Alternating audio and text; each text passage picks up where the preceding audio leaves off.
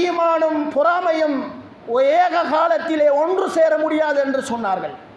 ஒரு மூமின் அவன் ஒருவர் மீது பொறாமை கொள்கிறான் என்றிருந்தால் அவன் ஈமானிய பலவீனம் உள்ளவனாக இருக்கிறான் என்பது இதனுடைய அர்த்தமாக இருந்து கொண்டிருக்கிறது.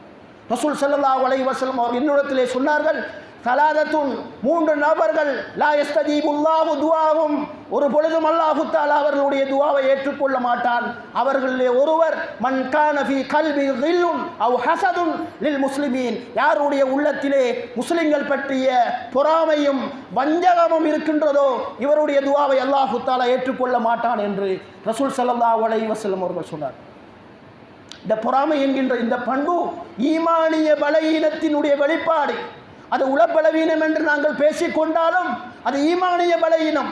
இந்த ஈமானும் இந்த பொறாமையும் ஒரு இடத்திலே ஒன்று கூட முடியாது என்று ரசூல் ஸல்லல்லாஹு அலைஹி வஸல்லம் அவர்கள் சொல்லியிருக்கிறார். கண்ணியத்துக்குரிய சகோதரர்களே,